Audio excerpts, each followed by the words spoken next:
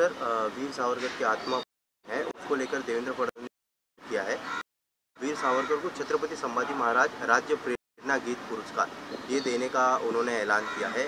कैसे देखते हैं इस पुरस्कार को? और क्या देखना है, वीर सावरकर संभाजी ये हमारा भी प्रेरणा स्थान है, इसी बीजेपी की नहीं है ना। हमारे कि इतने आप उनको प्रेरणा मानते हैं और प्रधानमंत्री और भाषण में वीर सावरकर का जिक्र करते हैं, उनको अभिवादन करते हैं। जैसे कि दिल्ली में मराठी साहित्य सम्मेलन के भाषण में भी वीर सावरकर का संदर्भ या मोदी जी ने दिया है, हमेशा देते हैं, अच्छी बात है। तो भारत रत्न देकर एक बार सम्मानित कीजिए। इस देश के तथा भारत माता और लोग उनके क्या कहते हैं मालूम नहीं, मैं उसमें नहीं पढ़ना चाहता हूँ। हम लोग ये छोटे पुरुष है। तो एक बार ये जो उनके बारे में, अब मोदी जी फ्रांस में गए और वीर सावरकर ब्रिटिश के बंदी होते हुए जिस बोट से छलांग मारकर वो वहाँ पोर्ट पर वहाँ जाकर वीर सावरकर जी को नमन किया, ये ठीक है। ये आपका जो काम चलता है वो पब्लिसिटी स्टंट है, लेकिन आप प्रधानमंत्री हैं, आपके हाथ में है। आपने ऐसे ऐसे लोगों को सिर्फ वोट का गणित जमाने के लिए राज्य स्तर के नेताओं को भी आपने भारत रत्न दिया। लेकिन हमारी दो मांगे हैं। हिंदू हृदय सम्राट इस देश में हुए, एक वीर सावरकर और दूसरे हिंदू हृदय बाला साहब ठाकरे जी। आप दोनों को भारत रत्न से सम्मानित करना चाहिए। डरते क्यों हैं? क्या है उसके पीछे आपकी रणनीति? क्या जब चुनाव आएगा तो आप दे देंगे? चुनाव टाइम है। तो हिंदू हृदय सम्राट जो है देश के दो, वीर सावरकर जी और बाला साहब जी, ये दोनों को आप दीजिए। बाकी तो पुरस्कार मिलते। वीर सावरकर किसी पुरस्कार के मोहताज नहीं, ठाकरे भी। लेकिन आप बार बार उनके मन दिखाते हो कि हम कितने उनका हमारी प्रेरणा है, हम सम्मान कर। तो अभी आपके हाथ में है ना भारत रत्न ना, तो दीजिए ना। चलिए सर, पीए को और को जिस तरीके से देवेंद्र फडणवीस की ओर से फटकार लगाई गई है उनकी नियुक्ति को लेकर में आज के संपादक कैसे देखें इस पूरी घटना? शिंदे वो जब सरकार थी तब जो है कई मनमानी फैसले कारभार किया गया था, और अब देवेंद्र जी के आने के बाद इस तरीके का जो देखिए, मैंने कल उनका स्वागत किया है, मुख्यमंत्री फडणवीस जी का। हमने स्वागत किया है कि अगर इस राज्य में मंत्रालय में भ्रष्टाचार करने में एक रैकेट है, उस रैकेट में मंत्रियों के ओएसडी और पीए शामिल है। ये मंत्री का ऑब्जर्वेशन है देवेंद्र जी का, और रोक लगाने के लिए कुछ ओएसडी और पीए को उसने नियुक्त नहीं करने दिया। और ये मुख्यमंत्री का शब्द है, ये फिक्सर है, ये सब लोग फिक्सर है। तो उनका स्वागत ही करना चाहिए। अगर मुख्यमंत्री भ्रष्टाचार रोकने के लिए कुछ कदम उठा रहे हैं तो स्वागत योग्य कदम है, और हमने उनका स्वागत किया है। लेकिन ये फिक्सर किस ने रिकमेंड किए थे उनका भी नाम सामने आना चाहिए। वो जो फिक्सर्स है, चाहे ओएसडी हो चाहे पीए हो, उनके वो किस मंत्री ने उनको रिकमेंड किए थे, किस पार्टी के मंत्री है, वो भी जनता को समझना चाहिए। सर, एक आखिरी सवाल, कर्नाटक और महाराष्ट्र का जो इशू है, बस विवाद जो है, बस की सेवाएं जो है वो बंद कर दी गई है, इसको लेकर कल कुछ लोग हैं जो उद्धव ठाकरे जी से मिले, आपसे मिले, क्या कुछ जो है चर्चा हुई है? और उसको लेकर यूपी की जो पार्टी है उसकी क्या? बेलगांव से लोग आए थे, मातोश्री पर गए, उद्धव जी को मिले, फिर शिवसेना भवन में उनको भेजा गया, हमसे भी मिले, हमारी बातचीत हो गई। गृह मंत्रालय का अधीन विषय है, न्याय प्रविष्ट है, सुप्रीम कोर्ट में चल रहा है। उसके बावजूद चाहे सरकार किसकी भी हो, कांग्रेस की हो या बीजेपी, उनका रवैया ये है कि बेलगांव में जो मराठी लोग रहते हैं उनको तकलीफ, उनको यातना दे, मराठी स्कूल बंद करे, मराठी लाइब्रेरी बंद करो, मराठी भाषा जो बोलते हैं उनके ऊपर हमले करो। ये देश है, ये मणिपुर नहीं है ना। मणिपुर में यही तो चल रहा है। क्या ये बेलगांव को मणिपुर बनाना चाहते हैं? कांग्रेस सरकार के जो वरिष्ठ नेता है, चाहे सिद्धरामैया जी हो या डी शिव कुमार जी हो, दोनों बहुत ही अनुभवी नेता है। ये दोनों नेताओं ने लोगों से बात की। दूसरी बात, महाराष्ट्र की सरकार क्या कर रही है? महाराष्ट्र सरकार में एक स्वतंत्र मंत्रालय है बेलगांव के लिए, तो आपकी जिम्मेदारी बनती है कि किसी मंत्री को वहाँ भेजो, एकनाथ शिंदे को भेजो। इतने बड़े नेता अपने आप को मानते हैं तो एकनाथ शिंदे को भेजो, उनके पास भी वो मंत्रालय रहा है पहले, बेलगांव वाला। कभी वहाँ नहीं गए हो। मुख्यमंत्री ने खुद जाकर बेलगांव में या बेंगलोर में वहाँ के कर्नाटक के मुख्यमंत्री से बात करनी चाहिए। हम झगड़ना नहीं चाहते, हम संघर्ष नहीं करना चाहते, हम खून खराबा नहीं करना चाहते। वहाँ 2 पत्थर गिरेंगे तो मुंबई में 10 गिरेंगे, महाराष्ट्र यही करना है क्या? वहाँ 2 बस को आग लगाएंगे, यहाँ बस। हमारे जो है, बड़े बड़े होटल्स है, व्यापार है, उद्योग है, तो उनके ऊपर पत्थर फेंकना है हमको नहीं चाहिए। साहेब, स्वातंत्र्यवीर सावरकर यांच्या गीताला राज्य सरकारकडनं पहिला संभाजी महाराज राज्य प्रेरणा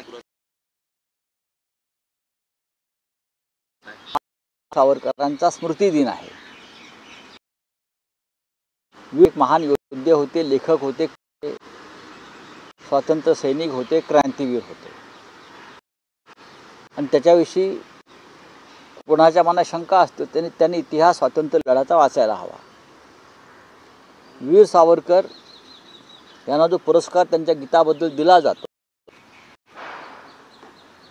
ते स्वागत योग्य निर्णय आहे, पण देवेंद्रजींचा आहे महाराष्ट्र सरकारने एक ठराव केंद्राला पाठवायला पाहिजे की 2 हिंदू हृदय सम्राट या देशात झाले, वीर सावरकर आणि दुसरे बाळासाहेब ठाकरे। या 2 हिंदू हृदय सम्राटांनी हिंदुत्वाला नवी दिशा दिली। बाकी सगळं त्यांच्या जीवावरच चाललंय। पुण्य आता जे नकली हिंदुत्ववादी आहेत ते त्यांचं हिंदुत्व खात आहेत, त्याच हिंदुत्व आहेत। तर सम्राट स्वातंत्र्यवीर सावरकर आणि हिंदू हृदय सम्राट बाळासाहेब ठाकरे या 2 नेत्यांना सरकारनं केंद्र सरकारकडे पाठवायला हवा। प्रधानमंत्री कधी वीर सावरकरांना प्रेरणा आणि कधी हिंदू हृदय सम्राट बाळासाहेबांना मानतात, सोयीनुसार ते करतात। परवाच्या मराठी साहित्य संमेलनात दिल्लीत जे भाषण झालं त्यात त्यांनी वीर सावरकरांचा संदर्भ दिलेलाच आहे नेहमीप्रमाणे। माझी अशी पक्षाची भूमिका आहे, वीर सावरकरांना आणि बाळासाहेब तुम्ही एकाच वेळी भारतरत्न द्यायला काहीच हरकत नाही। दोघेही या देशाच्या हिंदूंचे प्रेरणास्थान राहिलेले आहेत। निदान महाराष्ट्र सरकारने तसा ठराव तरी करून पाठवावा ना केंद्राकडे, मग बघू केंद्र काय करतंय ते। केंद्रात आणि म्हणजे एकूण महाराष्ट्रात दोन्ही ठिकाणी भाजपचं सरकार आहे, मग द्यायला काय हरकत आहे? आमचा नाही ना, जर अनेकांना मिळाली, राज्य स्तरावरच्या अनेक नेत्यांना मतांत विधानसभेला व लोकसभेला जुळावीत म्हणून देशाला माहीत नसलेल्या अनेक लोकांना, भारताला अनेक लोकांना भारतरत्नाची खिरापत वाटली याआधी। मला नावं घेऊन त्यांचं नाही, फक्त ती जुळवण्यात आले, त्याच्यामुळे भारत मूल्यनच झालं। भारत असेल तुम्हाला तर वीर सावरकर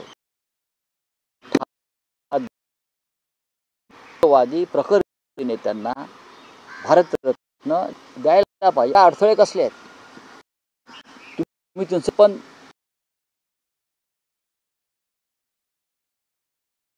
गोष्टी आहेत तुम्ही बहुमताच्या जोरावर त्या केलेल्या आहेत. आणि मोदी तर स्वयंभू आहेत. हा विषय त्यांच्या सरकारच्या अखत्यारीत.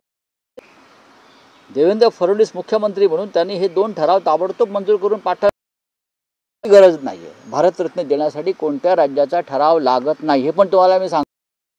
महाराष्ट्रानं आपलं योग्य करावं.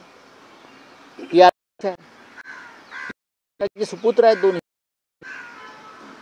मोदींनी आतापर्यंत सावरकरांना आणि बाळांना भारतरत्न का दिला नाही याचा खुलासा आम्ही राऊतसाहेब विषय पुन्हा एकदा सामनात फडणवीस यांचं आज कौतुक करण्यात आलं. सलग 2 महिन्यात 2दा कौतुक. काय नेमकं सुरू आहे? हेतू काय? मोदींनी कळवावं असं. नरेंद्र मोदी यांनी 4 दिवसापूर्वी बिहारमध्ये एक भाषण केलं भागलपूरला.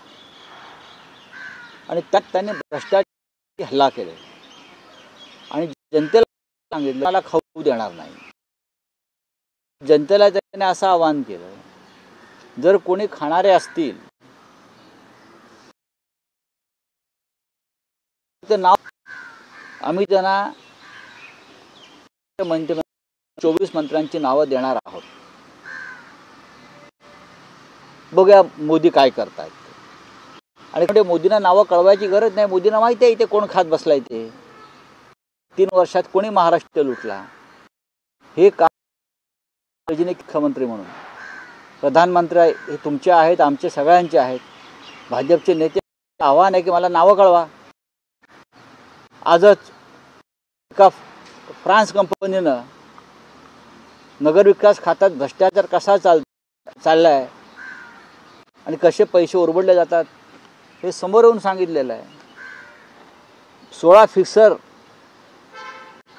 मंत्र्यांनी त्यांची नावं पाठवली PA म्हणून OSD म्हणून. त्या फिक्सरांची तरी नावं पाठवा ना. म्हणजे कोणत्या मंत्र्यांनी कोणत्या फिक्सरचं नाव पाठवलं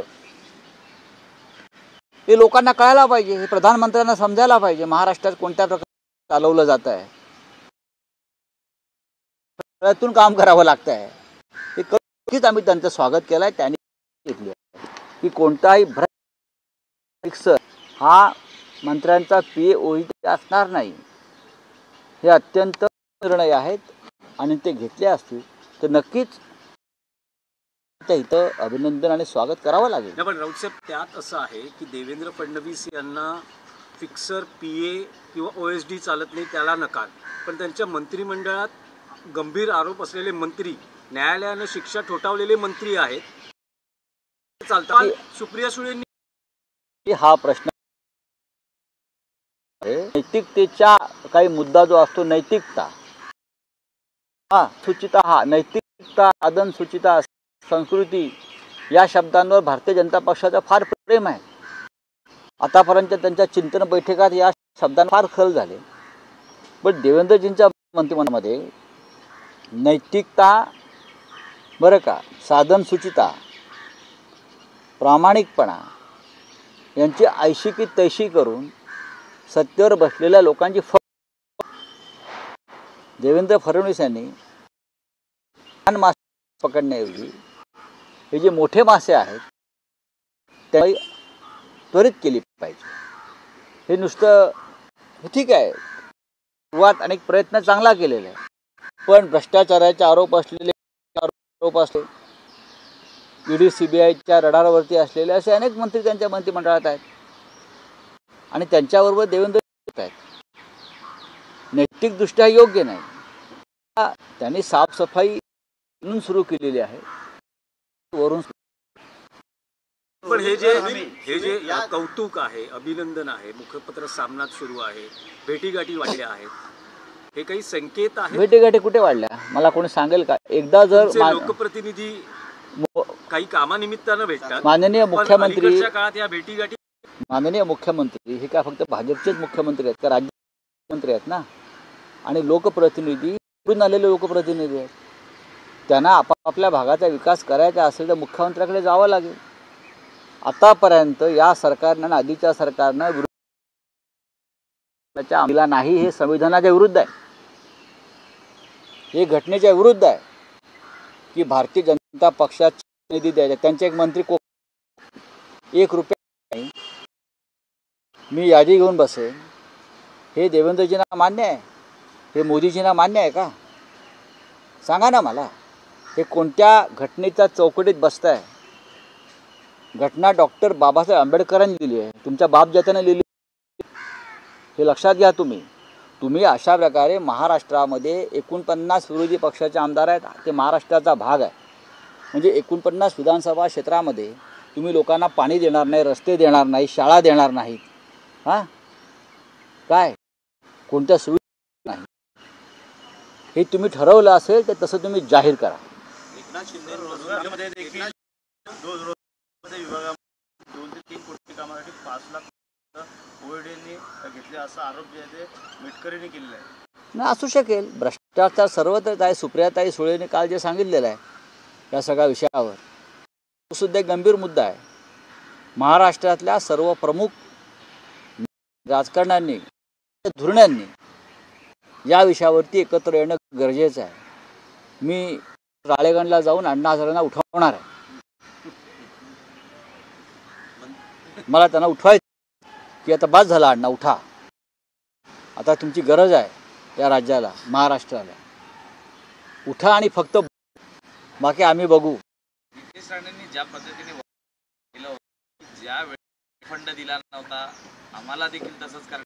आता बघतो की कोण आमच्या सोबत आलं त्याला बघा कोण काय बोलते, सोडून द्यावं. हे किरकोळ लोक असतात सगळे. कोविड काळामध्ये सरकार चाललं होतं उद्धव साहेबांचं. कोविड 2 वर्ष सरकार, जरा अभ्यास करा आणि बोला म्हणावं.